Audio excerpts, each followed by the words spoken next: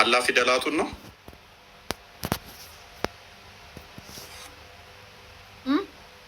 አላህ ፊደሉን አላህ ነው ማለት እንችላለን።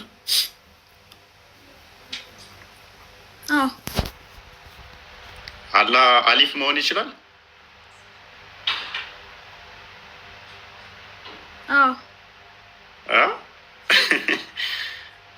አሊፍ አላህ ነው። ችነችና ስንት አላህ ነው ያለው? አንድ አላህ ነው ያለው። ኦኬ አሊፍም አላህ ነው። ሚምስ አብሪቬሽን ሶስቱ አሊፍ ላም ሚምስ። ኦኬ እነኛ አብሪቬሽኖቹ አላህ ነው ማለት እንችላለን። ፐርሰናል አገናቸው አብሪቬሽን ናቸው እኮ እነኛን አብሪቬሽኑን አላህ ነው ብለን መጥራት እንችላለን። አላህ ነው ብለን መጥራት እንችላለን ወይ? አሊፍ ሚንስ አላህ፣ ላም ሚንስ ላጢፍ፣ ሚም ሚንስ ማጂድ የአላህ ስሞች ናቸው ሶስቱም በአብሪቬሽን የተቀመጡት። ከምንድን ነው ያገኘሽው? መለስኩልህ አይደለ? መለስ ያለብኝ ምን ላይ ነው ያገኘሽው ይሄን ትርጉም?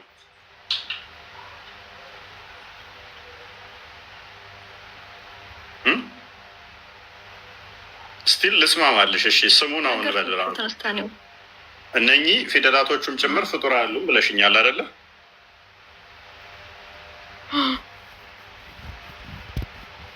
አሊፍ ላም ሚም ይሄ አላህ ነው ብለን መጥራት እንችላለን። ይሄንን አልገባኝም። አጠያየቅ ፍጡር አይደለም ይሄ አሊፍ ላም ሚም አልሽኝ አይደለ? ይሄ ፍጡር አይደለም አልሽኝ። የአላህ ስሞች ናቸው አልኩህ እኮ። ምን ላይ ነው ያገኘሽው እንደዛ የሚል? ፍጡሩም ሳይሆን የአላህ ስሞች ናቸው ነው ያልኩህ። ቀጣዩን አሁን መጠየቅ እፈልጋለሁ። የጠየቅከኝን መልሻለሁ። አንድ ጥያቄ አለ፣ ሾርት አጭር ጥያቄ። ልስማማ። እሺ የአላህ ስሞች ናቸው። የአላህ ስሞች በፊደላት ያሉት እነኚህ ፍጡር ናቸው። ፍጡር አሉ። ፍጡር ነው። ፍጡር አይደለም። ፍጡር ናቸው። ፍጡር አይደለም ለምን ትለኛለህ? የአላህ ስም ነው እኮ አልኩህ። አጭር መልስ እኮ ነው። ጽሁፉን እኮ ነው የጠየቅኩሽ ያለሁት። አሊፍ ላም የሚለው በአብሪቬሽን የተቀመጠው ፍጡር ነው። ፍጡር አይደለም። ቁርአን ነው አይደለ? አዎ ነው። ቁርአን ደግሞ በድምጽ ነው የመጣው አይደለ? ጅብሪል ለሙሐመድ ያለህን ቃል ሲናገር አሊፍ ላም ሚም ሚንስ ኢትስ አብሪቬሽን አላህ ያለ ተስማማው አብሪቬሽን ነው ብዬ ግን እንደዛ ነው የሚል መረጃ ባይኖርም ተስማማውልሽ። ስቲል ተስማምቼልሽ እያልኩሽ ያለሁት አላህ ለጅብሪል ነገረው አይደለ? ጅብሪል ደግሞ ለሙሐመድ አደረሰን። ለነብዩ ሰለላሁ ዐለይሂ ወሰለም ለነሱ አደረሰ። በድምጽ ነው የነገረው። ኦኬ ይሄ ድምፁ ጭምር ፍጡር ነው። ፍጡር አይደለም። ምን ማለት ነው? ፍጡር አይደለም። ግልጽ እኮ ነው። ይሄ እያየነው ያለነው አሁን አሊፍ ላም የሚለው ጥያቄ ላይ እየገባህ ነው። እያየናት ያለችው ነገር ፍጡር ነው። ፍጡር አይደለም። አጭር መልስ እየመለስኩልህ ነው። አያዳምጠኝ። አጭር መልስ እየመለስኩልህ ነው። አላህ ሱብሃነሁ ወተዓላ ለጅብሪል አለይሂ ሰላም ወይም ለገብርኤል መልእክት አደረሰ። ጅብሪል ደግሞ ለነብያችን ይሄንን ያላህ ቃል አሰማ ማለት ነው። አሊፍ ላም ሚም ኢትስ አብሪቬሽን መጀመሪያ ነው፣ የቁርአን መነሻ። ይሄ ማለት የአላህ ስሞች ናቸው ሶስቱም ማለት ነው። አሊፍ ሚንስ አላህ ማለት ነው። ላም ሚንስ ላጢፍ ወይም ኢንቪዚብል የማይታየው ለማለት ነው። ሚም ሚንስ ኢትስ ላይክ ማጂክ ወይም ግሎሪየስ ለማለት ነው። ስለዚህ ሶስቱም የአላህ ስሞች ናቸው ማለት ነው። ስለዚህ ፍጡር ነው ፍጡር አይደለም ከሚለው ጋር ያገናኘው ትርጉሙ ጋር እኮ አይደለም። እኛ አሁንም ትርጉሙን አይደለም እየጠየቅንሽ ያለ ነው። አብሪቬሽኑ ምን ይላል ምናምን አይደለም። በዚሁ እንደዚሁ ነው የመጣው አይደለ? በፊደሉን ይዞ ነው የመጣው አይደለ? ሲመጣ ጅብሪል ስለዚህ ፍጡር ነው ፍጡር አይደለም? እሱ ፊደሉ ግልጽ አልሆነልኝ። ማጠያየቅ አሊፍ የሚለው ፍጡር ነው ፍጡር አይደለም?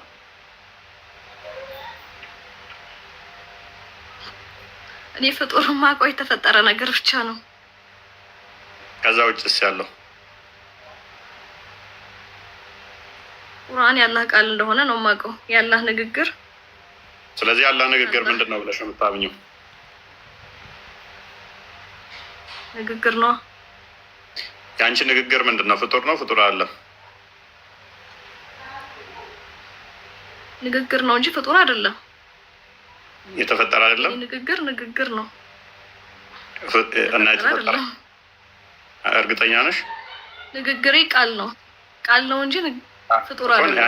አንቺ ንግግር ከአንቺ የተገኘው የተፈጠረ አይደለም ማለት የሆነ ነገር ፍጡር ለማለት ማለት ነው። ሊፈጠር ይገባዋል እና አልተፈጠረም እንደ አንቺ ቃል። እሺ አሁን ወደ ጥያቄ ልግባ። እናንተን መጠየቅ የምፈልገው ነገር አለ። የተፈጠረ ነው አይደለም የአንቺ ቃል?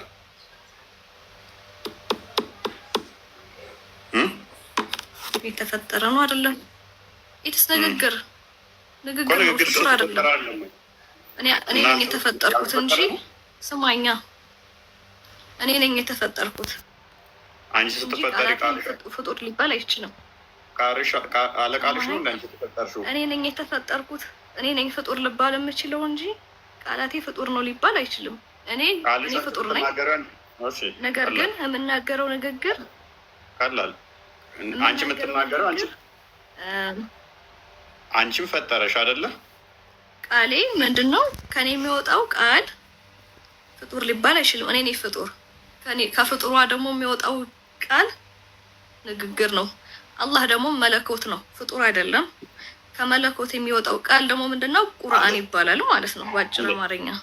አንዴ አንቺም ፈጠረሽ አይደለ? አንቺ የምታደርጊው፣ አንቺ የምትሰሪው፣ አንቺ የምትናገሪው የተፈጠረ ነው የተፈጠረ አይደለም? የተፈጠረ ነው አይደለም? ድርጊት ነው። ድርጊቱ ያቺ ድርጊት ነው የሚባለው። በጣም አስቸጋሪ ነው። እኔ ነኝ አልኩ።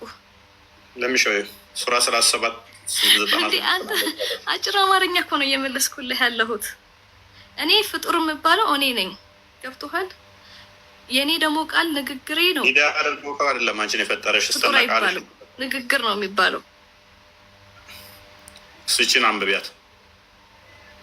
እሺ አሁን ጥያቄ መጠየቅ እፈልጋለሁ። እናንተ ይሄን አንብቢው እስኪ።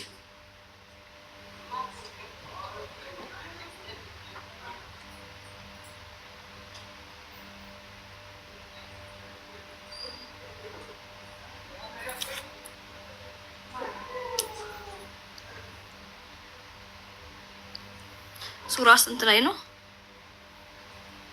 ሱራ 37 ከመጀመሪያው ጀምሮ አንብቡ። መሀል ላይ አንቀጽ ሲቆራረጥ ጥሩ ስለማይመጣ አርግላት።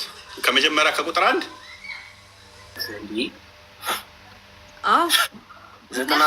መሀል ላይ ቆርጣ ልትናገር አትችልማ። የሆነ ነገር ከመጀመሪያው መሆን አለበት። የሆነ ነገር ስታነብ 96 ያልታነብ ግድ ነው።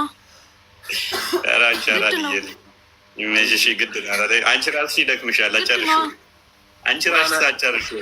አይደክመኝም። ምክንያቱም ማወቅ ያለብህ ከመጀመሪያው ነው ማንበብ ያለብህ። 96 አንብብ። መሀል ላይ ቆርጦ ትርጉም ሊሰጥ አይችልም። የሆነ ነገር ያስበሽዋል። መስጊድ ራሱ ኦኬ። የእናንተ አሁን ለምሳሌ የእናንተ መጽሐፍ ቅዱስ ላይ የሆነ ነገር ቆርጬ ብሰጥህ ትርጉም ይሰጥሃል አይሰጥህም? መሀል ላይ ያለው ነገር ይሄ እንደዚህ ነው ብዬ ብሰጥህ ከመጀመሪያው ሳታነብ ያለ 96 አንብብ ማለት ግን በጣም ማይክሽናጅ እና አንብቢው አንቺ። ኦኬ እሺ 96 ግን እናንተን የምጠይቀው ጥያቄ አለኝ። እቺን አጭር ጥያቄ መልስልኝ። ትጠይቂያለሽ። ለማንኛውም ምንድነው እሱ? አንቺ የምትሰሪውም አንቺ የምታደርጊው ማንኛውም ነገር ፍጡር ተብሎ የሚጠራው ፍጡር አይደለም ሊባል አይችልም። ማንኛውም ነገር ከአንቺም የሚወጣው አላህ አንቺን ሲፈጥርሽ መቼም አለቃ ዲዳ አድርጓል ነው የፈጠረኝ ብለሽ አታምኝም ብዬ አስባለሁ። ስትነቃልሽ ነው እኔ ነኝ ፍጡር ስትይ ቃልሽ ያሌለ ያለ ቃልሽ ዲዳ አድርጎ አይደለም የፈጠረሽ። ቃልሽም ጭምር አንቺ በአንቺ ውስጥ ፍጥረትሽ ውስጥ ስለሚካተት ማለት ነው። ሌላውም ነገሮችሽን እዛ ስለሚመጣ ማለት ነው። ስለዚህ ይሄ ምንድን ነው የሚለው ማለት ይሄ ምንድን ነው የሚለው አንብብልኝ። ይሄ ምንድን ነው የሚለው አሁን ቲክ ያደረገበት ቦታ ላይ አላህ እናንተንም የምትሰሩትንም የፈጠረ እናንተንም የምትሰሩትንም የፈጠረ ሲሆን ማለት ይሄ እኮ ማለት አላህ እናንተንም እኛን የፈጠረ ነው። ይሄ የታወቀ ነው፣ ግልጽ ነው። የምንሰራውን የምንናገረውን ሳይሆን የምንሰራውን ነው። ኦልሬዲ የምንሰራቸውን ነገሮች አላህም የፈጠረን እኛን ሰርቶ ነው አይደለ? ፍጡር የተባልነው። ንግግርሽም ድርጊት ነው ወጣችን። አላህም ግልጽ ነው፣ ግልጽ እኮ አማርኛ ነው ይሄ። አላህ እናንተንም አለ፣ እናንተንም እኛን ማለት ነው የፈጠረን። ደርቢ የምትሰሩትንም ነው ያለው። ገብቶሃል? የምታደርጊው ነገር የምትሰሩትንም እህታችን እንዴት ነው? እሷ እንግባባም። ስለዚህ አንተ ንግግር ፍጡር ነው ልትል ነው? አንድ መምህር ሲያስተምርሽ እየሰራ ነው ለአንቺ እና ፍጡር አይደለም ብለሽ ነው የምታምኚው? ንግግርሽ ፍጡር አይደለም? ንግግር ነው ብዬ ነው የማምነው እንጂ ፍጡር ነው ብዬ አላስብም። እንግዲህ ያው እናመሰግናለን። ስለዚህ እናመሰግናለን። ተስማማው። እንደውም እንዴት ተስማማው መሰለሽ? አሁን ተስማማው ታውቂያለሽ? እንዴት እንደተስማማው ታውቂያለሽ? እሺ ያላ ንግግር ብቻ ይመስለኝ ነበረ ፍጡር ያልሆነ። ለካ የኛም ንግግር ፍጡር አይደለም። ስለዚህ አላህ አምሳያ አለው ማለት ምክንያቱም ንግግር ነው እንጂ ፍጡር አይባልም ብለሻል። ስለዚህ አላህ ንግግር ብቻ አይደለም ፍጡር ማይባለው፣ የኔም ንግግር ፍጡር አይባልም። አንተ እኮ ፍጡር ነው ያልኩህ አይደለ? ጥያቄ መጀመሪያውንም የአላህ ንግግር ፍጡር ነው እንዲያልከኝ አይደለም አልኩህ። የአላህ ንግግር ቁርአን ነው። ቁርአን ማለት የአላህ ንግግር ነው አልኩህ አይደለ? እኔና አላህ ተመሳሳይ ነን ማለት ነው። የኔም ንግግር ፍጡር ስላልሆነ የሚለየን ምንድነው? ንግግራችን አላህ መለኮት ነው፣ እኛ ኦልሬዲ ስጋ ነን። አላህ ግን መለኮታዊ ኃይል ያለው እስቲል ግን እኔ እንደምናገረው ይናገራል። የኔ ንግግር ስጋ ነን፣ ፍጥረት ነን። ፋይን እኛ ፍጥረት ነን። አላህ ደግሞ ፈጣሪ ነው፣ መለኮት ነው። እሺ ስለዚህ የኔም ንግግር ፍጡር አይደለም፣ የእሱም ፍጡር አይደለም። እሱም በሐርፍ ነው የሚናገረው፣ እኔም በሐርፍ እናገራለሁ። እሱ ድምፅ ያስፈልገዋል ለመናገር፣ እኔም ድምፅ ያስፈልገኛል ለመናገር። ችዚ የፍጡር ባህሪ ማለት ነው። ድምፅ ለእነዚህ ሶስቱን ስቴቶች ራሱ ማለፍ ይፈልጋል። ቺዝ ሶሊድ፣ ሊኩዊድ እና ጋዝ እነኝህን ስቴቶች አልፎ ነው እንትን የሚሄደው። ስለዚህ ምንድን ነው ከዚህ የምንረዳው የግዴታ ፍጥረት ያስፈልገዋል ማለት ነው አላህ ለመናገር። እንዳንቺ አባባል ለምን ፍጥረት ያስፈልገዋል? እኔ ፍጥረት ያስፈልገኛል። ለምን ፍጥረት ያስፈልገዋል? ምክንያቱም ድምፅ ሳውንድ ወይ ያስፈልገኛል። ራሴ መናገር እየቻልኩ ፍጥረት ባይኖር እኔ ፍጥረት ያስፈልገኛል። በደንብ ያስፈልግሻል። ፍጥረት ባይኖር ኖሮ ሳውንድ ዌቭ መሄድ አይችልም። ምክንያቱም የአንቺን ድምፅ ይዞ ለምሳሌ የሆነ ቦታ ብትጣሪ የአንቺ ቮይስ የሚሄደው በዛ በኤር ተጭኖ ወደዛኛው ሰውዬ ጋር ይደርሳል። ልክ አሁን ፍጥረት ኔትወርክ ተፈጥሮ በዛ ኔትወርክ ሲስተም አማካኝነት ወደ እኔ የአንቺ ድምፅ የኔ ኢሜጅ ደግሞ ወደ አንቺ በኔትወርክ ሲስተም እንደሚሄድ ሁሉ የአንቺን ድምፅ የሚያስተላልፍ ሌላ ሲስተም ያስፈልግሻል። ፍጡር የሆነ ሲስተም ያስፈልጋል። ምክንያቱም ድምፁ ተጭኖ የሚሄድበት ያስፈልገዋል ማለት ነው። ለምን ያስፈልገዋል? አይሄድም አለ። በለዛ ያለ ኔትወርክ ኢንተርኔት እንትን መጠቀም ትችያለሽ፣ ስልክ መጠቀም ትችያለሽ። ለምን አሁን እኔ ያወራሁ ነው አይደለ? አንተ በኔትወርክ ነው አይደለም? ዋይፋይ ያለሽ አለሽ?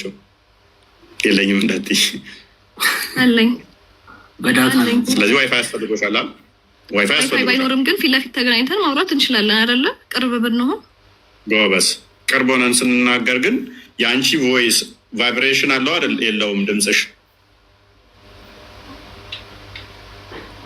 ሳውንድ ዌቭ ተምረሻል አይደለ? ቫይብሬሽን ማለት ከአንቺ የሚወጣው ሳውንድ አለ። ያ ሳውንድ ወደ እኔ የሚደርስበት ማለት ነው። አዎ አለ። ስለዚህ እሱን ደግሞ እንዲተላለፍ ከአንቺ ወደ እኔ እንዲተላለፍ ምን ያስፈልጋል ማለት ነው? ስፔስ ያስፈልጋል። ኤር ያስፈልጋል፣ የአንቺን ድምፅ ዞ ወደ እኔ የሚያመጣ ማለት ነው። ስለሱ ሳይንሱ ተውና ማለት ነው።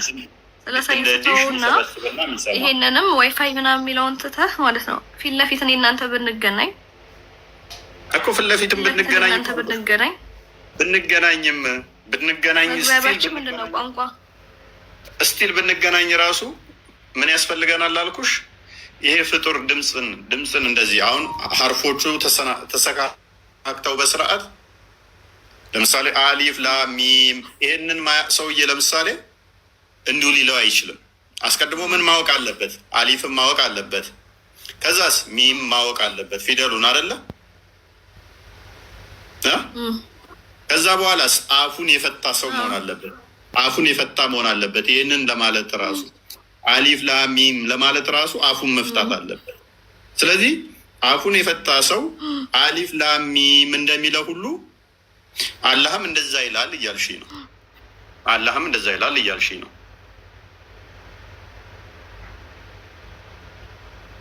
አላህ ምንድን ነው ይላል? አሁን እንዳልኩት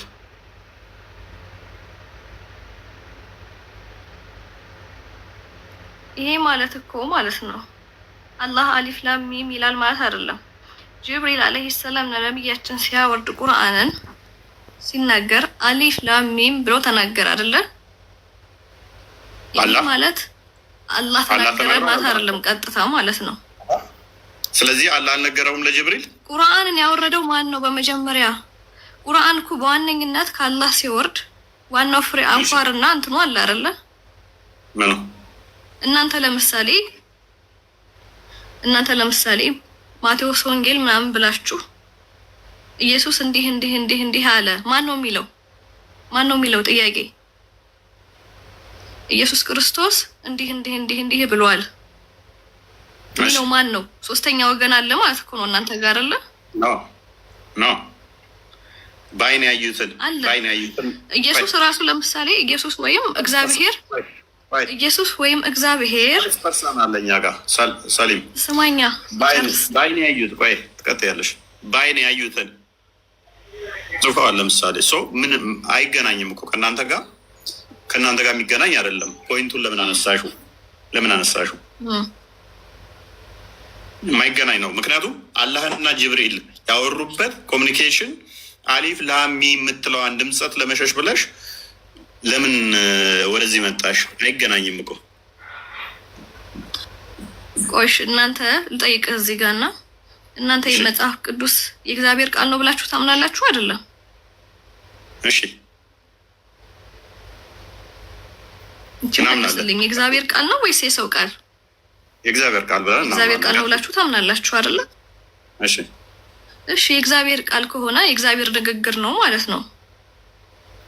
እሺ እግዚአብሔር ራሱ የሚናገር ከሆነ ለምንድን ነው አብዛኛው ቦታ ላይ ማቴዎስ ወንጌል ማቴዎስ ለራሱ አይደለም የሚናገረው ኢቭን ማለት ነው። ማቴዎስ እንዲህ ብሎ ነበረ፣ ሉቃስ እንዲህ ብሎ ነበረ፣ ኢየሱስ እንዲህ እንዳለ እንደተናገረ እንደዚህ ነው አብዛኛው ጊዜ ያለው ማለት ነው።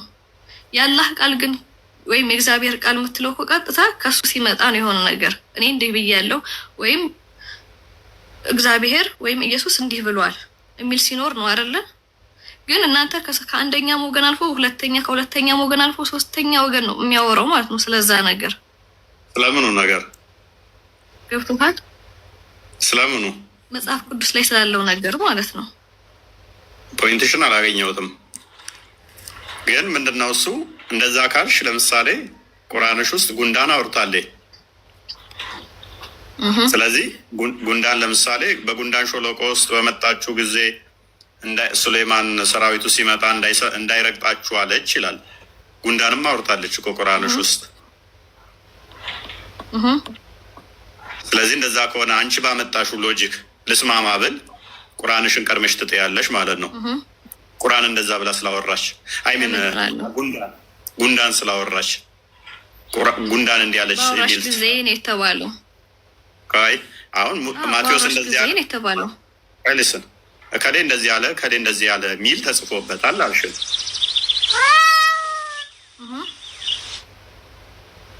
እከሌ እንደዚህ ያለ እከሌ አንተ ባልከው ሎጂክ ነው እየሄድኩ ያለሁት። ገብቶሃል? አንተ እያልከው ባልከው ሎጂክ ነው እየሄድኩ ያለሁት።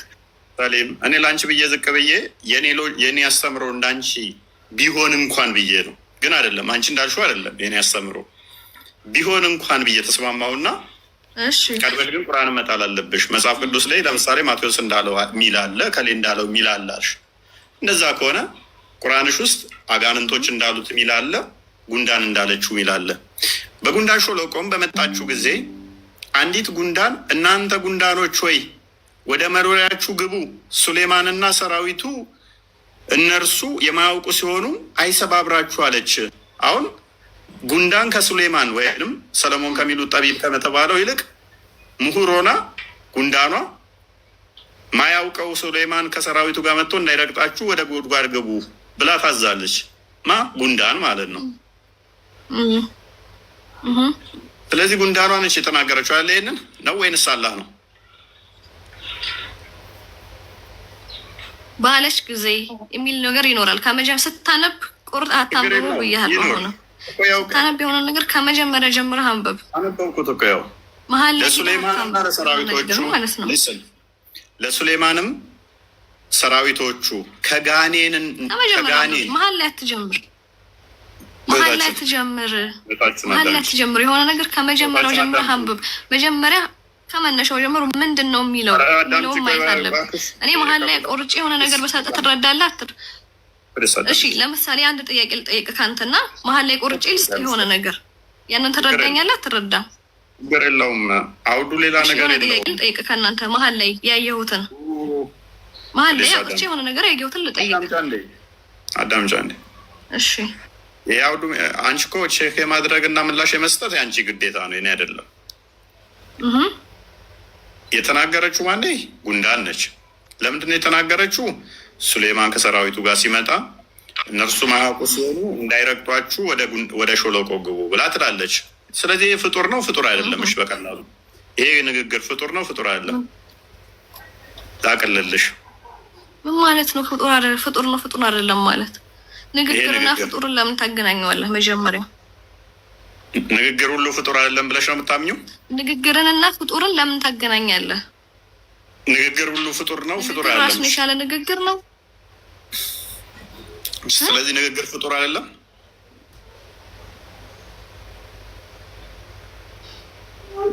ፍጡር ማለት የተፈጠረ ነገር ነው። ንግግር ማለት ደግሞ ቃላችን ነው። ስለዚህ ፍጡር አይደለም ንግግር። ፍጡር ማለት እኛ ነን። መጀመሪያ መለየት ያለብህ ነገር ፍጡር ማለት የተፈጠረ ነገር ነው። ቃላችን ደግሞ ቃላችን ነው። ስለማታውቂ አስቸገራል። እያወቅ ምንም አስቸጋሪ የሚያደርገው ምን እንደሆነ ታውቂያለሽ? ቀደም ብላለች። አልተረዳኸኝም። ሜቢ አልተረዳኸኝም ይሆናል እንጂ አንዴ እዚህ ጋር እሺ፣ አንተን ልጠይቅህ የሆነ ጥያቄ። ጌታና አምላክ ምንድን ነው ልዩነቱ? ጌታና አምላክ ምንድን ነው ልዩነቱ? ምን ሆነሽ? እችን ጥያቄ መልስልኝ። ቅድም ምን ብለሽ ነበረ? የምትሰሩትንም የፈጠረ ሲሆን ብሎ ሲያሳይሽ ምን ብለሽዋል? ንግግር የሚሰራ ነገር አይደለም ብለሻል። ለምሳሌ አንድ ሰው ሲሳደብ ኃጢአት ሰራ ይባላል አይደለም? እህታችን መሳደብ ንግግር ነው አይደለም? መሳደብ ንግግር ነው። እሺ፣ ስለዚህ ኃጢአት ሰራ ይባላል ወይስ አይባልም? ያ ሰው ሲሳደብ ኃጢአት ሰራ ይባላል ወይስ አይባልም? ኃጢአት ነው። ኃጢአት ሰራ ይባላል አይደለም? ኃጢአት ነው። ስለዚህ ይኸው የምትሰሩትንም የፈጠረ ሲሆን፣ ስለዚህ ያ የሚሰራው ያ ንግግር ምንድን ነው ማለት ነው? የምትሰሩትንም ማለት ግዴታ ንግግር ብቻ መሆን የለበትም። እኛ ግዴታ ኢንጀነራል ግን እንደሆነ ነው የማውቀው እኔ። ንግግርም ኃጢአት ስራ ሳይሆን ኃጢአት ነው እንደሆነ ነው የማውቀው። መጥፎ ንግግር ኃጢአት ነው። ኃጢአት ስራ ነው አይደለም አይልም። ኃጢአት ስራ ነው አይልም። እንትን ገብቶሻል እህታችን። ፈጣሪ ማለት ምንድን ነው? ፍጡር ማለት ምንድን ነው? ዴፊኒሽኑ የገባሻል መሰለኝ ሳስበው። እስኪ በፈጣሪና ፍጡር ማለት የተፈጠረ ነገር ነው በፈጣሪ። ኦኬ። ስለዚህ ከፈጣሪ ውጪ ከፈጣሪ ውጪ ዘግይቶ የመጡ ነገሮች በሙሉ የተፈጠሩ ናቸው ማለት ነው አይደለ? አዎ። ኦኬ። ስለዚህ ቃላችን ነው ንግግራችን ነው አንድ ጊዜና ከፈጣሪ ውጪ ደግሞ የምንሰራው ነገር ተግባራችን ነው አንድ ጊዜ አዳምጫ። እሺ። ፈጣሪ ማለት እሱ ብቻውን ፍጥረት ከመፈጠሩ በፊት የነበረ እሱ ብቻ ነው አይደል? ፈጣሪ ማለት ያው መለኮት።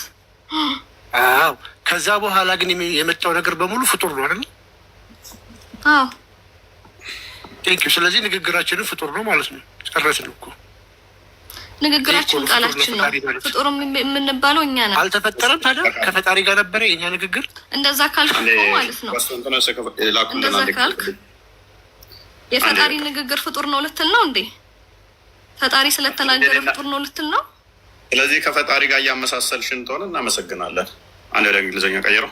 ለምን አንመሳሰልም? እኛ ፍጡር ነው፣ ፈጣሪ አምላክ ነው። አለቀ። እሺ አሁን የምጠይቅህን ጥያቄ መልስልኝ። ጌታና አምላክ ምንድን ነው ልዩነቱ? አንድ አዳምጪ ቆይ። ጌታና አምላክ ምንድን ነው ልዩነቱ በእናንተ ሃይማኖት? አንዴ እንትን በለው ሞሰስ በልና ቼክ አድርገው።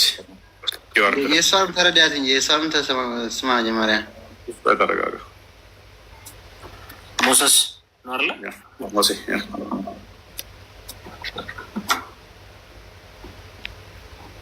አመጣልህ አባውት ሞሰስ እሺ። ኦኬ አውጣ ውጣሽ ከሱ እንትን በለው ክሬትድ በለው ክሬትድ ያ ኦኬ እሺ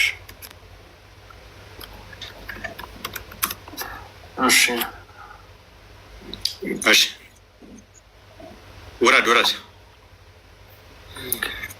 መጨረሻ ነው። ኦኬ እሱ ያሳየኝ። እሺ different from the attributes of created beings.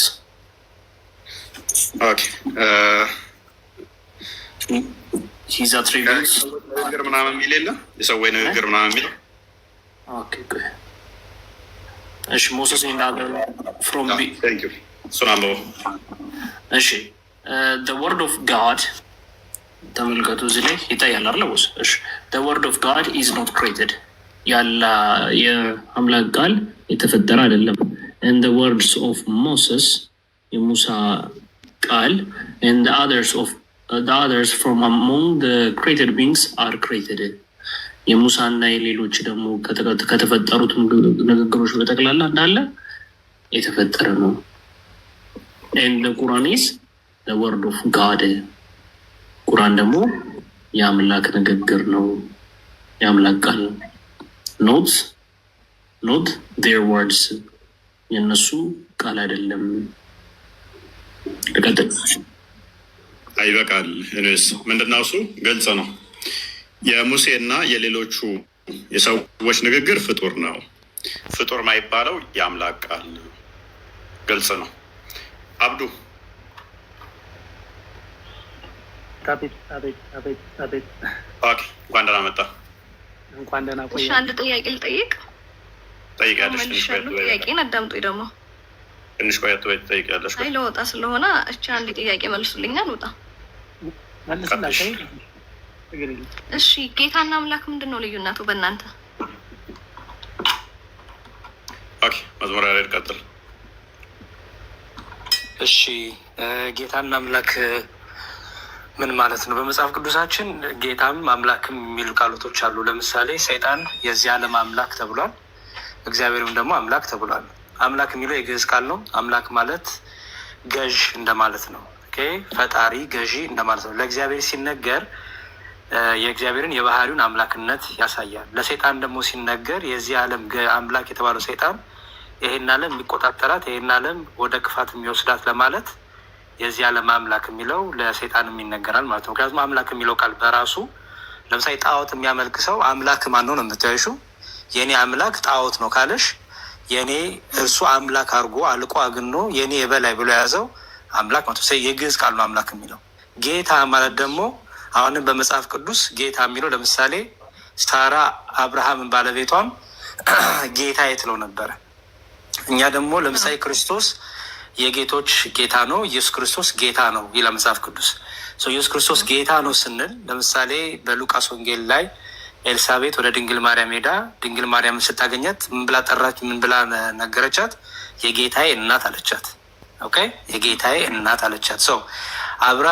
ሳራ አብርሃምን ጌታዬ ስትለው ባሏ ስለሆነ የምትወደው የምታፈቅረው ባሏ ስለሆነ የአክብሮት ያንን ልክ ምኑን ለመግለጥ አክብሮቷን፣ ፍቅሯን፣ ባለቤቷ አካሏ እንደሆነ ለመግለጥ።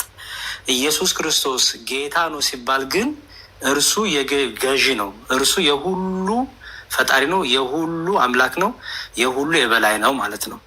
በመጽሐፍ ቅዱሳችን እህቴ እንድታውስ የፈልገው ነገር ለምሳሌ እግዚአብሔር አባታችን ተብሏል። የስጋ አባቴንም አባቴ እለዋለሁ።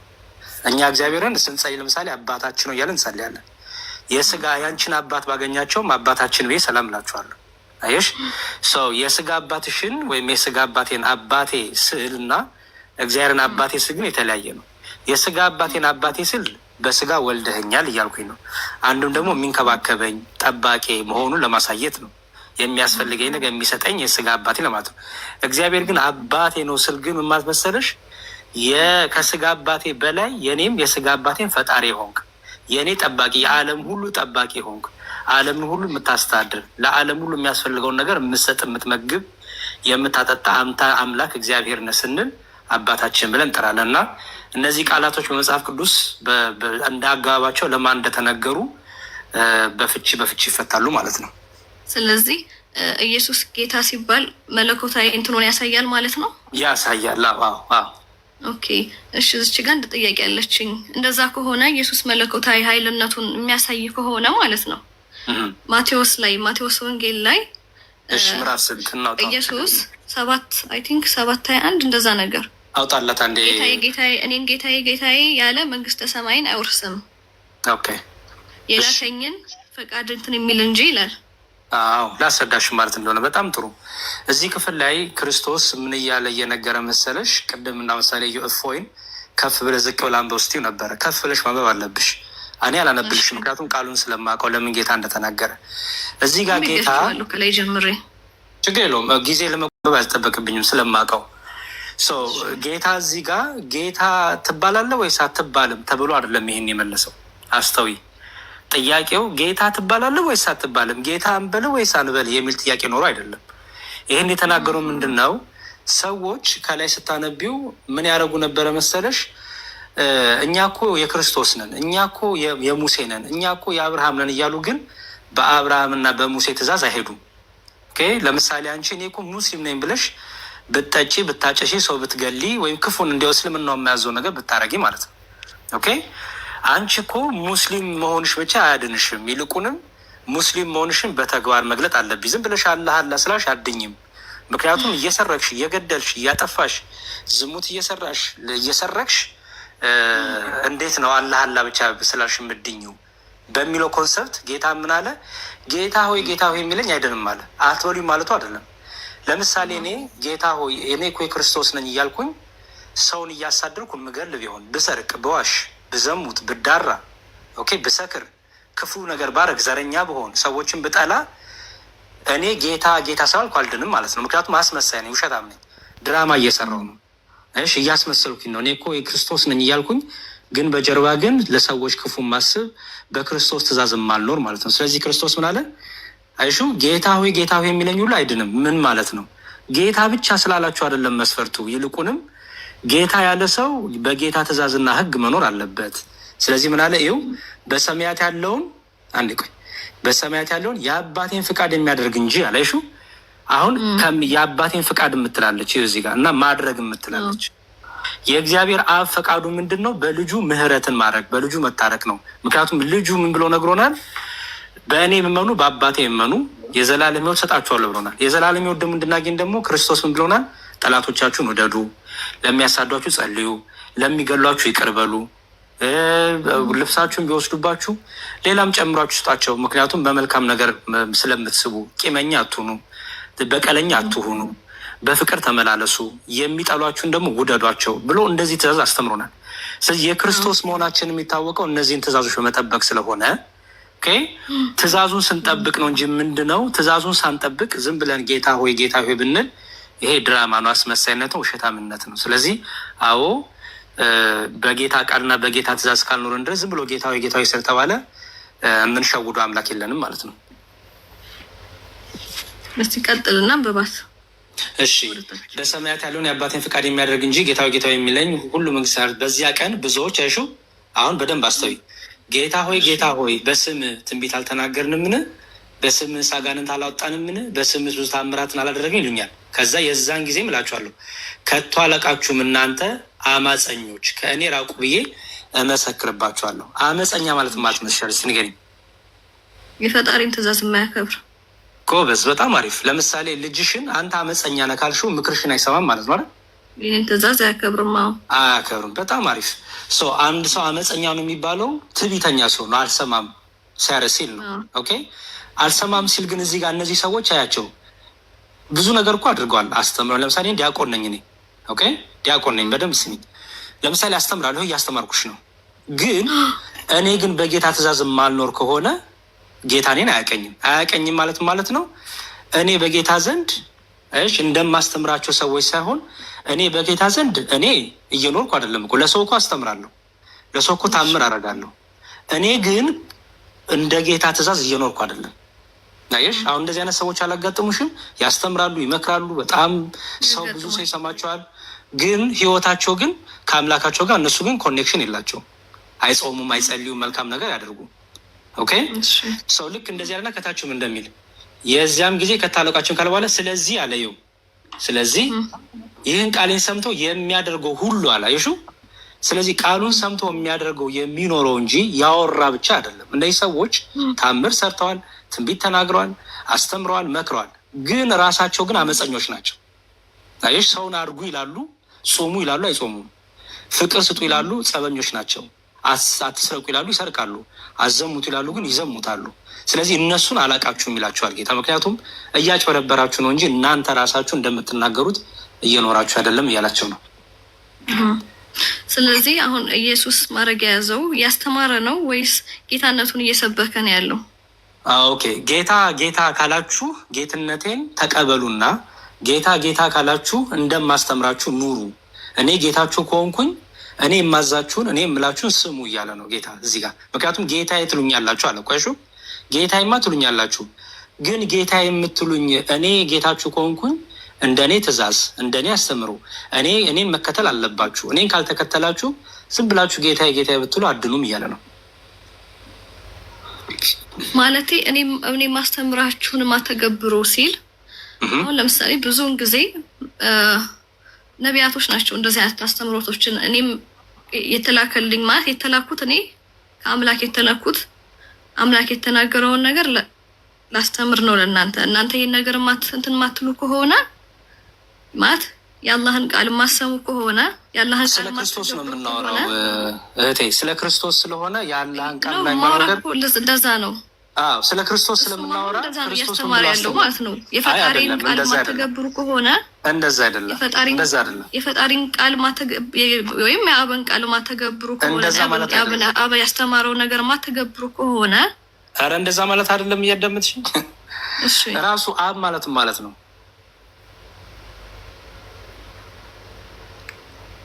አላውቅም። አብና አላህ አንድ ናቸው ብለሽ ታምኛለሽ? በእኛ አስተምሮ እንደዛ የሚባል የለም። አላህ አይፈጠርም። አንዴ እፎይ ቀጥሉ። እሺ አንዴ ቆይ እመለሳለሁ። ይቅርታ በጣም አላህ አይፈጠርም። አላህ አይፈጠርም። በቃ ቀጥሏል። ያሬድዬ እንትን አላህ ነው፣ አይወለድም። አብ የሚባል ነገር የለም።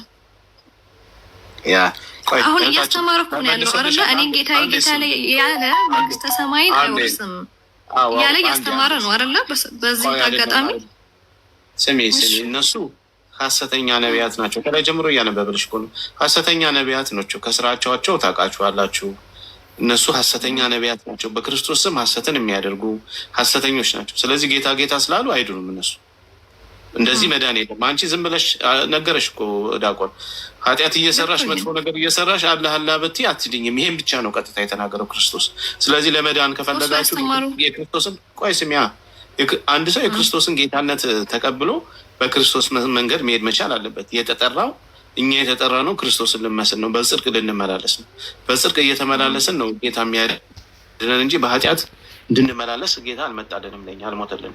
ስለዚህ ክርስቶስን ስንቀበል ኃጢአትን ቆርጠን ጥለን ጽድቅን እንለብሳለን ማለት ነው። ስለዚህ እምነታችን ከስራችን ጋር አንድ መሆን መቻል አለበት። በኃጢአት ውስጥ ሆኖ ሰው ጌታ ሆይ ብሎ ቢናገር አይድንም። ግን ለዚህ ምን መሰለህ፣ አንዴ ሮሜ 10ን ክፈትልኝ ቆስቲ። ሮሜ 10 ከቁጥር 9 ላይ ይኸውልሽ፣ በእውነት የጌታን ስም የሚጠራ ሰው ይድናል፣ በሐሰት ግን ሐሰተኛ ሆኖ የጌታን ስም የሚጠራ ሰው ግን አይድንም። ስለዚህ ሮሜ 10 ላይ ከቁጥር 9 ላይ እንደዚህ ይላል፣ ኢየሱስ ጌታ እንደሆነ በአፍህ ብትመሰክር እግዚአብሔርም ከሙታን እንዳስነሳው በልብህ ብታምን ትድናለህ። ሰው በልቡ አምኖ ይጸድቃልና በአፉ መስክሮ ይድናል። መጽሐፍ በእርሱ የሚያምን ሁሉ አያፍርም ይላልና። በአይሁድና በግሪክ ሰው መካከል ልዩነት የለም፣ አንዱ ጌታ ይላል። ቅድም ይኸውልሽ ጌታ ብለሽም የጠየቅሽው ጌታና አምላክ የሚለውን የጠየቅሽው ክርስቶስ አንዱ ጌታ ነው። ብዙ አማልክት ወይም ብዙ ጌታ የተባሉ ቢኖሩም ክርስቶስ ግን አንዱ ጌታ ነው። ስለዚህ አንዱ ጌታ የሁሉ ጌታ ነው ተባለ።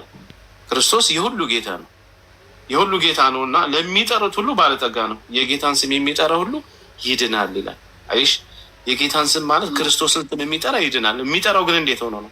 በኃጢአት ውስጥ ሆኖ ሐሰትን እየተናገረ አስመሳይ ሆኖ አይደለም። በእውነት የጌታን ስም የሚጠራ ግን የጌታ ስም ያድናል።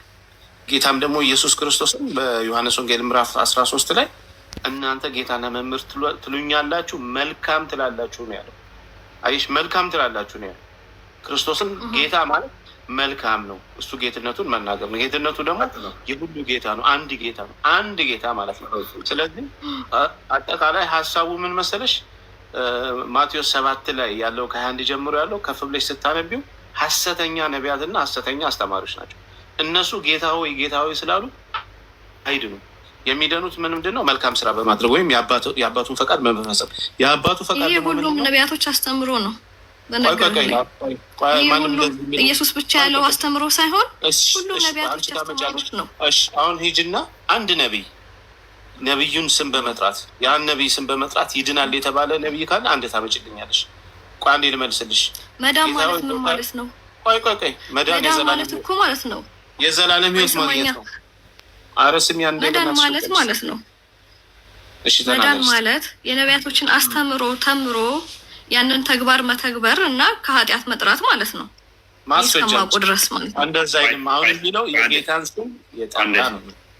እሺ አፎ ይቀጥል። ማቴዎስ ወንጌል ምዕራፍ 7 ላይ ተመልሶልሻል? አልተመለሰልሽም? ጥያቄሽ አልተመለሰልኝም። አባባሎቹ ገብቶኛል፣ ግን ያልተመለሰልኝ ነገር አለ እዚህ ውስጥ።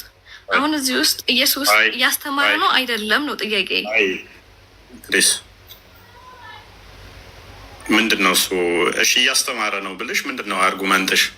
ምክንያቱም አላህ ራሱ ሙሐመድን ስላስተማረው ምንድን ነው እሱ አርጉመንትሽ? እዛ ጋር እያስተማረ ነው ማለት አሁን ለምሳሌ ይኸው በሰማይ ያለውን የአባቴን ፈቃድ የሚያደርግ እንጂ ጌታ ጌታዬ ሆይ የሚለኝ ሁሉ መንግስተ ሰማያት የሚገባ አይደለም ማለት እያስተማረ ነው ማለት ነው አይደለ? በተዘዋዋሪ ትክክል እያስተማረ የአባቴን ፈቃድ የሚያደርግ እንጂ ጌታ ጌታዬ ሆይ የሚል መንግስተ ሰማያት አይገባም። እውነት ነው። እኔ ጌታ ጌታ የአባቱን ፈቃድ ሳታደርግ መንግስተ ሰማይን አይወርስም። የአባቴን ፈቃዶች ማለት አብ ተግብሮ ያለውን ነገር የሚተገብር እንጂ ጌታ ጌታ ያለዩ ብቻ መንግስተ ሰማይ አይወርስም። እንደናንተ አባባል ማለት ነው። እንደ መጽሐፉ እናውራ። እሺ ኢየሱስ በእናንተን ላይ እኔ የተላኩት ይላል። የክርስቶስ ወርድሻለሁ። 2 ጆሮ ነው ያለሽ፣ 1 አፍ ነው ያለሽ። በስርዓት መዝሙር ያሬድ አስረድቶሻል፣ ቢኒ አስረድቶሻል። እዛም እየሄድሽ ስለሆነ አሁን ማይክሽን ቀስ በይና አንሹ።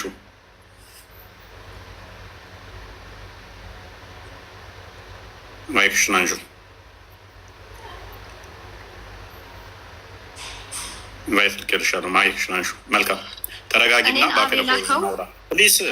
ሌላ ታውሪ ቆይ ማለት ነው እሱ። ኧረ በእናትሽ ሳትጠየቂ አትሂጂ። ቆይ ሌላ ቦታ ተማምላት ክፍሉን እናጥራው ቅድሚያ። መልካም ማስተማሩ ችግር አለው ብለሽ ነው ያሰብሽው? አስተማረ ብለን እያስተማረ ነው አልሽ። አዎ እያስተማረ ነው። ምንድን ነው ችግሩ? እሺ እያስተማረ መሆኑ ከአምላክነቱ ያወርደዋል ማስተማሩ?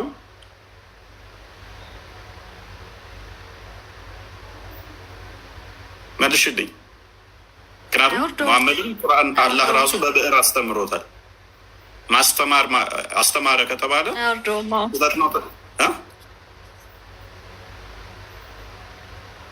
እሺ፣ ሁለተኛ አርጉመንት እንቀጥል። አያወርደውም። ስለዚህ እያስተማረ ነው ምናምን እያልሽ ልጠይቅ የሞከርሽው ዝም ብሎ ነገር ነው ማለት ነው። ወደ ሁለተኛው እንለፍ። እሺ፣ የአባቱን ፍቃድ የሚያደርግ ነው አይደል መንግስተ ሰማያት የሚገባው? እመጣልሃለሁ። መልካም። የአባቱን ፍቃድ የሚያደርግ ነው አይደል መንግስተ ሰማያት የሚገባው? ኦፍኮርስ ጌታ ጌታ ሆይ የሚለው ሳይሆን የሚል ብቻ መስፈርቱ ምንድን ነው? የአባቱን ፍቃድ ማድረግ አለበት ማለት ነው አይደለ? ኦፍኮርስ።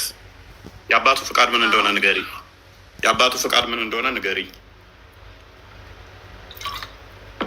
ብዙ ነገሮች አሉ መተግበር ያለባቸው ተግባራቶች።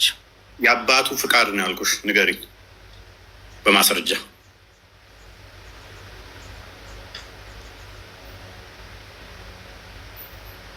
የአባቴን ፍቃድ ማለት እናት አብ የምትሉትን የተገንትኖች ማለት ተግብሩ ያላቸው ተግባራቶች አሉ፣ ትእዛዛቶች ማለት ነው። እነዛን ትእዛዛቶች የሚፈጽም እንጂ ጌታ ጌታ ሆይ መዝሙር የሚባለው እንደዛ መሰለኝ እንግዲህ የተረዳሁት ከሱ ከተናገረው ማለት ነው። እፎይ በቃ ጥቅስ የእግዚአብሔርን የአብን ፍቃድ እናሳያትና ጊዜ በጣም የሌሎችንም እየወሰደች ስለሆነ እፎይ ከኛ የሚጠበቀው እናሳያትና እሺ ሰሊም ሆን ብለሽ እንትን ትዊስት እያደረግሽ ነው። የአባቱ ፍቃድ ምንድነው ስትባይ ሌላ ቦታ አይደለም። አንብቢ ውሻ አሁን የተከፈተልሽን ዮሐንስ ወንጌል ምዕራፍ 6 ትእዛዛት ማለት ነው አይደለም እንዴ? ፍቃድ ማለት አንብቢ። ያልተጠየቅሽውን አታውሪ። አንብቢ። የአባቱ ፍቃድ ምን እንደሆነ መጽሐፍ ስለሚነግርሽ ማለት ነው። ቀጥይ። ምን ይላል? ልጅንም አይቶ በእርሱ የሚያምን ሁሉ የዘላለም ሕይወትን እንዲያገኝ የአባቴ ፍቃድ ይህ ነው። ኦኬ፣ የአባቴ ፍቃድ የሚያደርግ ነው መንግስተ ሰማያት የሚገባው አለ አይደለ? እሺ፣ የአባቴ ፍቃድ ደግሞ ምንድን ነው አለ? አንብብ። ከመጀመሪያው ቆርጠህ አታንብብ። ከመጀመሪያው ጀምረህ አንብብ። ለምን የሆነ መጽሐፍ ቅዱስ መሆኑ ቁርአን 40 አንቀጽ ላንብብ? በጣም ቀልደኛ ነሽ። ለምንድን ነው ቆርጣችሁ የምታነቡት ነው ጥያቄ። በጣም ቀልደኛ ነሽ ሴትዮ። በደንብ አስተውሉ። የአባቱን ፍቃድ ነው የሚያደርገው። ፕሊስ ሚውት ይበቃሽ። የአባቱን ፍቃድ ነው የሚያደርግ መንግስተ ሰማያት ይገባል ከተባለ የአባቱ ፍቃድ ምንድን ነው? አብ እኔ ላከኝ ለምን ይላል? አብ እኔ ላከኝ ለምን ይላል? ለምን ላከኝ ይላል? ይሄን መልስ።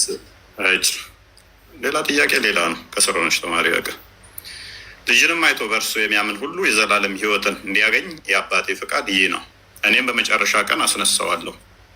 ነቢያቶች አስተምሯል ስትል የነበረው ምንድን ነው? ሰው ማስተማር ምንድን ነው? ከአምላክነቱ መስፈርት ያወርዳል።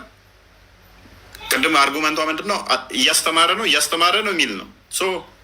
እሺ አስተማረ ምንድን ነው ፖይንቱ? አላህም አስተምሯል። አይ አያወርደውም ማለት ከዛስ የአባቱን ፍቃድ ነው ያደረገ ነው መንግስተ ሰማያት የሚገባው። ስለዚህ የአባቱ ፍቃድ ደግሞ ምንድን ነው? በልጁ ማመን ነው። የአባቱ ፍቃድ በልጁ ማመንና ልጁም ከመቃብር ያስነሳል። ክርስቶስ ከመቃብር ያስነሳኛል ብለሽ ማመን የዘላለም ሕይወት ነው። ከሞት ወደ ሕይወት ያመጣኛል ብለሽ ካላመንሽ ጌታ ሆይ ብትይ አድኝም። ኤኒዌይስ ቀጣይ ቢንት መሐመድ አብዱ አንተ ነህ? እሺ ቀጥል። እሺ ኦኬ፣ ወደ ቶፒኩ እንመለስና ቁርአን ያለ ቃል ነው ብለህ ነው የምታምነው? ቁርአን ያለ ቃል ነው ብዬ ነው የማምነው። ድምፅን ትንሽ ከፈር። ይሰማል። ኦኬ፣ ያለ ቃል ነው። ኦኬ፣ ፍጡር ነው? ፍጡር አለ ወይ? እንዴት ፍጡር አይደለም? ቃል ነው። ቃል ፍጡር ይሆናል እንዴ? ኦኬ፣ ፊደላቶቹ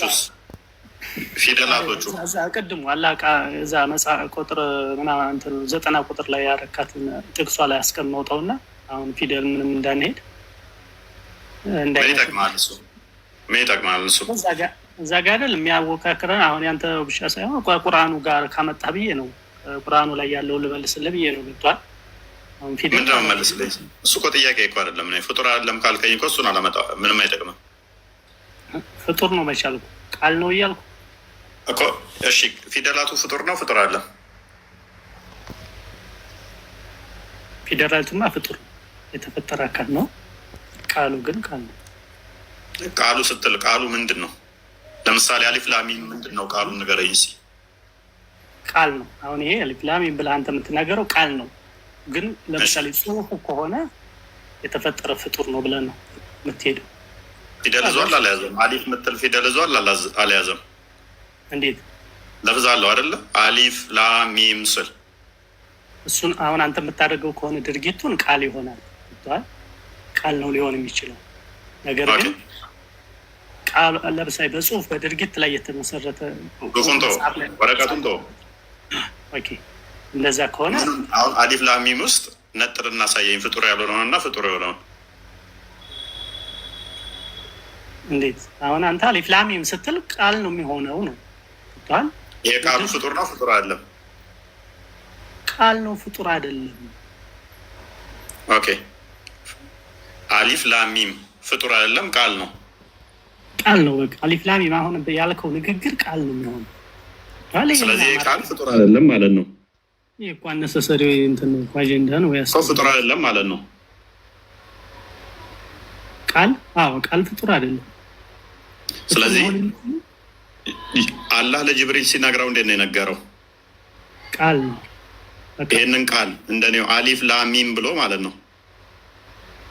አሊፍ ላሚም ካለው ብሎ ከነገረው ቃል ነው የሚሆነው። ገብቷል? ግን የተጻፈው ደግሞ ኖ መሐመድ ሶሪ አላህ ለጅብሪል የነገረው ነው ያልኩህ። አላህ ለጅብሪል የነገረው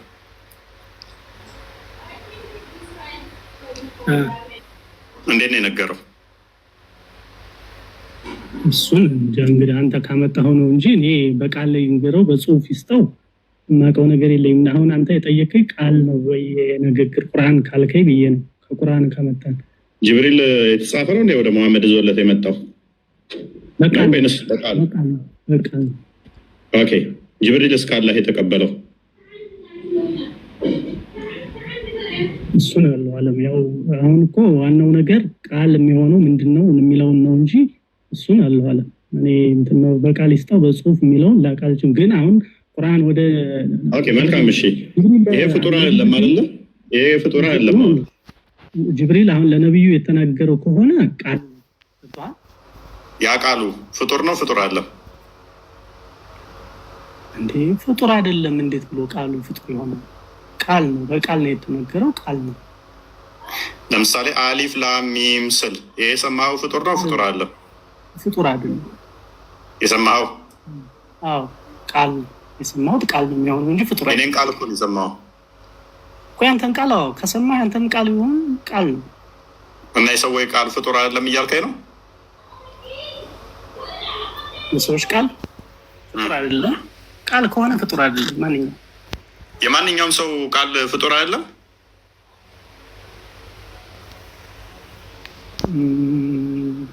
አይደለም።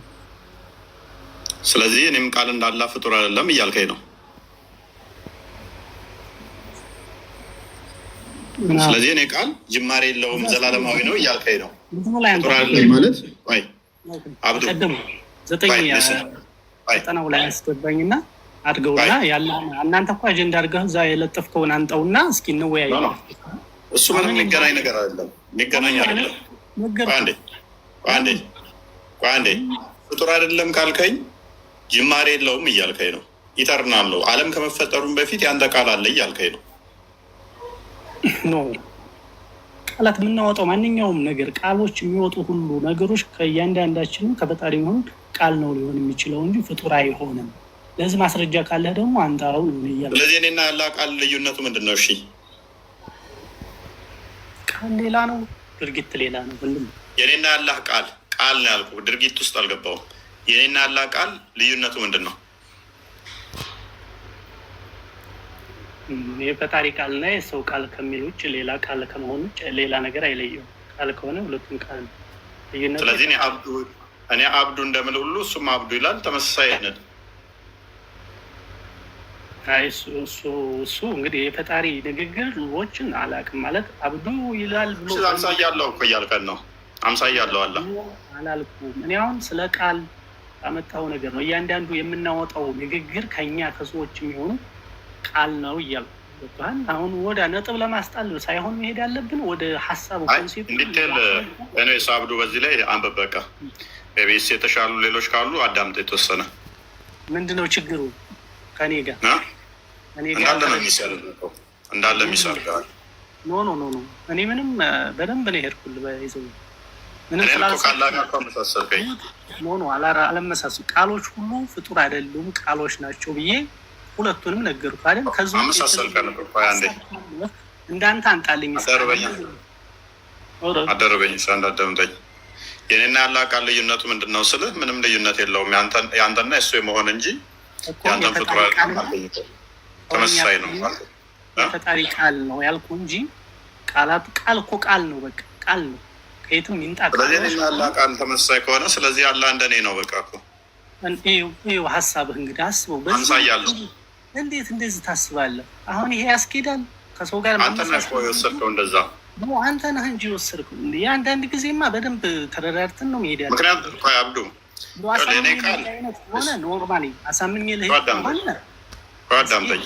እኔ በነገራችን ላይ አካዳሚካሊ ስለማውቀው ቃል እንዴት ነው አብዱ ይህን አስተምረው ያለው ማንኛውም ሊቃውንት አይደግፍህም። የትኛውም ሊቃውንት የሚደግፍህ አይደለም እስልምና። ስለዛ ነው አጥና ያልኩህ።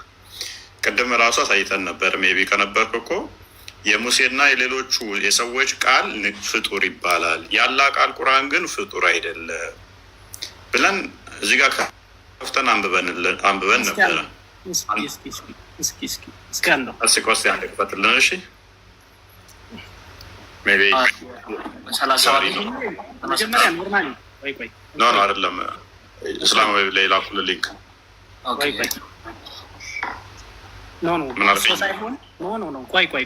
እሱ ሳይሆን ከቁርአኑ ና አይደለም ከቁርአኑ ና እኔ ቁርአኑ መጀመሪያ ናለኝ ቁርአኑ ጋር ና ይኸው ችግራችሁ ይሄዱ እፎይ ምንድን ይለን እሱ ምንድን ነው? ከቁርአን የወጣ ቃል ነው ወይንስ ምንድን ነው? ያመጣልኝ ከቁርአን ነው ወይንስ ከሀዲስ ነው? እኔ ከቁርአን ያለውን አንጣ እያልኩ ነው አይደል? ይሄ ንግግር ከቁርአን ቁርአን አብዱ ቁርአን ነው። ምንድን ነው የፈለግከው? የፈለግኩትማ የነገርኩ ነው። አፍሬ ቅድም 90 ቁጥር ላይ ያመጣኸውን አንተው ያለህን ቃል ቁርአንን ከዛ በኋላ እሱን ሪቫይዝ መድገሙ ያለብህን እሱን ቀጥለህ ነው። ያላ ቃል ቁርአን የሚል እኮ እዛ ላይ የለማ።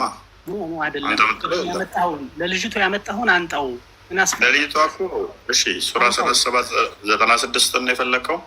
አዎ እሱን አንተው እስኪ እሱ ላይ ምንድን ነው ስህተቱ? በአንተ የስህተት ያገኘው ስህተት አለ ብዬ አይደለም እሱን ያመጣሁት ቢሆን ነው እንጂ አጀንዳ አድርገህ ቁጭ ያደረግህ እኮ ነው ብለህ ነው አንተ አብዱን ያልወጣኝም እሷ ያለው ፍጡር ነው አለች።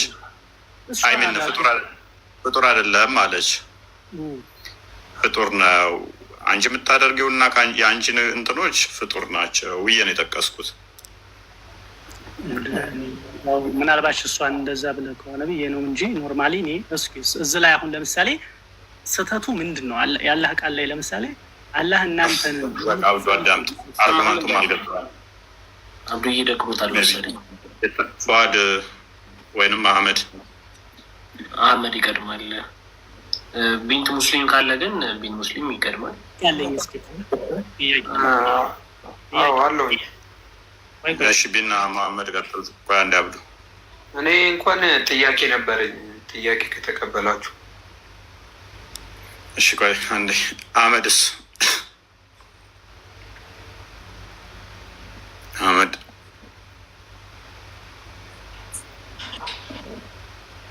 አለ ማይክል ነግለት አህመድ ፉአድ ከነ ቶፒኩን አያውቁትም። ይሄ ቶፒክ በጣም መጥፎ አደገኛ ቶፒክ የሚባል ነው። ባይዘ ምንም የገባቸው ነገር የለም። ቆይ አይደለም ምንድነው? እስኪ አሁን እኛ ጋር ስህተቱ ምንድን ነው? ከዚህ ቃል አሊፍ የተፈጠረች ነች ወይስ ያልተፈጠረች ነች? ፊደሏ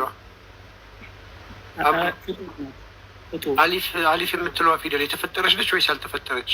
በጽሁፍ ከሆነ የተቀመጠው ፍጡር ነው። አይ ፊደሏ የተፈጠረች ነች ወይስ ያልተፈጠረች? አሊፍ ብቻዋን ማለት በምን አይነት ነው አሁን እያልከኝ ያለው? በቃል ነው ወይንስ በምን? ማለት በቃል ከሆነ አሁን በምትናገረው ነው። ስትናገረው አሊፍ ነው ባትጽፈውም፣ ስትናገረው አሊፍ የሚለው ፊደል የተፈጠረ ነው ወይስ ያልተፈጠረ? አሁን አሊፍ ብያለሁ። ስትናገረው ከሆነ ቃል ነው እያልኩ ነው አይደል? የተፈጠረ ነው ወይስ ያልተፈጠረ ነው ነው የምልህ። አሊፍ የሚለው ፊደል ያ አሊፍ የሚለው ፊደል ስትናገረው ከሆነ ቃል ነው፣ የሚፈጠር አይደለም። የተፈጠረ ነው ወይስ ያልተፈጠረ ነው ፊደሉ? ብሮ ቀላል እኮ ጥያቄ ነው ማለት በጽሁፍ ላይ ወይንስ በቃል ስትናገር ግልጽ አድርገው። እሺ በቃል ስናገረውም እኮ ያው እኮ እሱን ነው የምጽፈው እኮ። ፍጡር አይደለም። እስኪ ምንድን ነው አሁን አንተ? ፍጡር አይደለም። እሺ ስለዚህ አረብኛ ቋንቋ ነው አይደል? አሊፍ ማለት አረብኛ ቋንቋ ነው አይደል? እሺ ቋንቋው ራሱ ያልተፈጠረ ነው እያልከን ነው። በታሪክ ደግሞ አረብኛ ቋንቋ ደግሞ ከመጣ ቅርብ ጊዜ ነው። ቃል ነው። እዚህ ቁርአን ውስጥ አረብኛ ቁርአንን በአረብኛ ቋንቋ አወረድ ነው ይላል አይደል? ቁርአን ራሱ። እሺ ይሄ ንግግሮች ሁሉ ፍጡር ናቸው ብለህ ነው አሁን አንተ የምታስበው? በቃላት ነገር በአንተ አረብኛ ቋንቋው ራሱ ያልተፈጠረ ነው አይደል? ቋንቋው እንዴት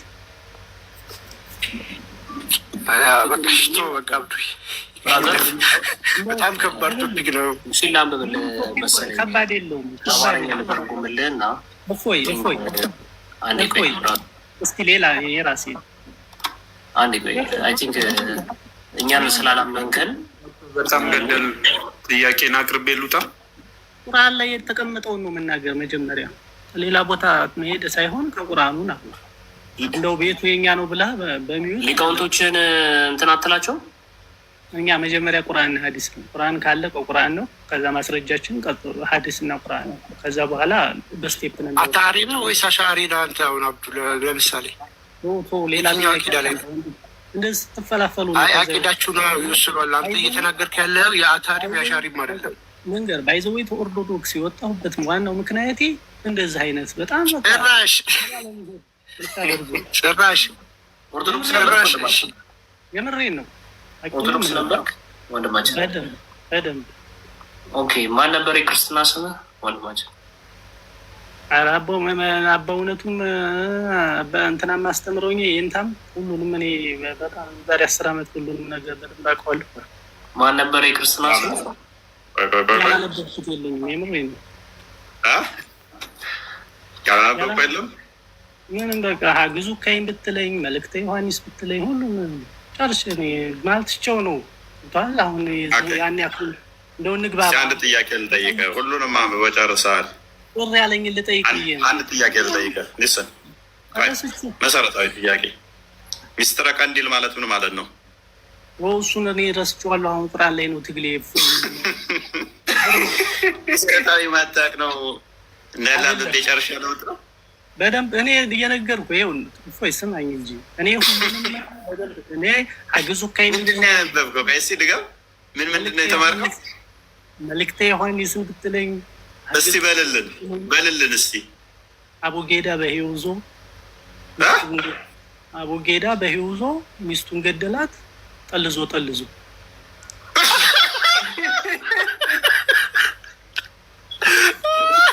ይሄ ለመሐመድና ለአይሻ ሳይሆን አይቀርም። ይሄ ለመሐመድና ለአይሻ ነው። ኧረ ድገመው። ይሄማ የኔታ ጋር ተምሯል። እውነትም ድገመው። አቡጌዳ በህይወቱ ሚስቱን ገደላት፣ ጠልዞ አቡጌዳ ታውቀዋለህ መሰለኝ። አቡጌዳ በህይወቱ ሚስቱን ገደላት፣ ጠልዞ። ይሄ በጣም ነው በቃ ተምሯል፣ እንዳለ ጨርሷል። መልእክተ ዮሐንስ ነው እንዴ? መልእክተ ዮሐንስ ነው ይሄ። ያውም እኮ መልእክተ ዮሐንስ ነው። አቡጌዳ በፊዞ ሚስቱን ገደላት፣ ጠልዞ። ወንጌል ነው የሰበከ። ተቻው ነው የወጣሁት። ለዛ ነው እኔ ክርስትና ነው። ኧረ ድገም፣ ሌላም ድገም እስኪ። ሌላ ደግሞ ተማርከው፣ ሌላ የተማርከው ኡፍ ያለኝ። ኧረ አንድ ድገመን። አንዴ ብታስተናግዱን። ቆይ ምሁር ገብቶ እዚህ በጣም እኮ ተቸገርን እንዳለ። አንድ ድገም። ሁሉንም ነገር አውቀዋለሁ፣ አነበብኩ። ሁሉንም ታውቃለህ። ሚስቱን ገደላት ጠልዞ የሚል ከመሐመድ ዳሪ ላይ አንብባ ይሆናል እንጂ መጽሐፍ ቅዱስም ላይ የለም። የትኛውም የቤተክርስቲያን አስተማሪ እንደዚህ አይነት ነገር ወንድምህ እኮ ነው ያለው። ጠልዞ አነበብኩ የሚለን። እስኪ ሌላ ድገም እስኪ። ቆይ መጽሐፍ ቅዱስ ላይ መጀመሪያ የሚጠበቀው ለምንድን ነው? ህፃን ልጅ ኢየሱስም የወንድ ከንፈር ይጠባል ነበር እንዴ? ይሄ ብልግናችሁ። ውብ አህዮች እንደዚህ ናቸው። ውርደታቸውን አያችኋ? ውብ አህዮች እንደዚህ ናቸው። እለት ይዋረዳሉ። ይህን አሁን ፖለቲካ መስራቱ ነው። በስ ቤት እኔ ኦርቶዶክስ ነበርኩ አለ። ያላነበብኩት መጽሐፍ የለም አለ። ዝመጣ ክርስትና ስም ሲባል ረስቸዋለሁ አለ። ሚስጥረ ቀንዲል ረስቸዋለሁ አለ። ትምህርት ዮሐንስን ጨርሻለሁ አለ። ምንድን ነው እስቲ በል ሲባል አቦጊዳ ምንዞ ሚስቱን ገደላት ጠልዞ።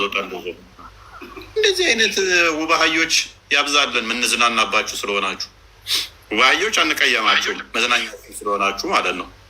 ጤናማ ጭንቅላት ያለው ሰው ውብ አህዮችን አይከተልም። ደግሞ እኮ እንዳለ አንብቤ ጨርሻለሁ። የክርስትና መጽሐፍ ይለናል። ሚስቱን ገደላት ጠልዞ የሚል ነው አነበብኩት። መልዕክተ ዮሐንስ እኮ ፊደል ላይ ራሱ ያለ ነገር እኮ እንኳን ቤተክርስቲያን ሜድ አይጠበቅበትም ነበር። እና የኔታ ጋር ሳትሄድ ማወቅ የሚገባ ነገር ነው። በጣም ታሳዝናለህ። ግን የዚህን ያህል መዋሸት ግን በጌታ ስም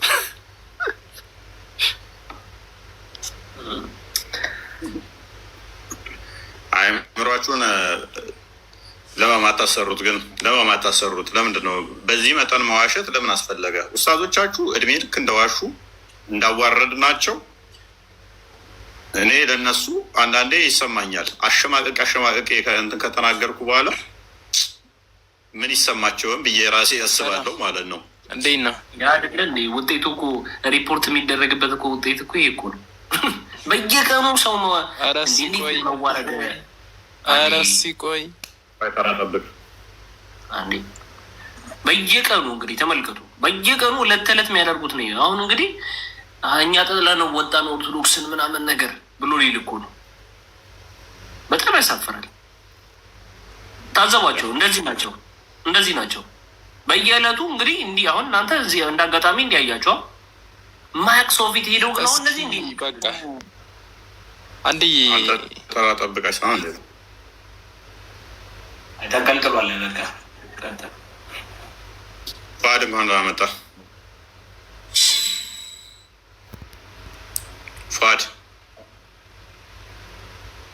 ፏድ አለ አይዳ እንዴት ነው እፎይ? ዲያቆን አትበይ ብለሃል። እንዴት ነው እፎይ? ስምሽን ቀይረሽው እንዴ? ትላንት አይዳ ነው አልቀየርኩም። ለምን አረሽ? ስምሽ ምንድን ነው ምናምን እያላችሁ ስታወዛግቡኝ አስተካከልኩኝ እንጂ አልቀየርኩም። አይን ወደ ቀየርኩኝ። ስፔሊንግ እንዴት ናችሁ? ይመስገን ነው አላ መልካም ቁርአን ያቀርባሉ።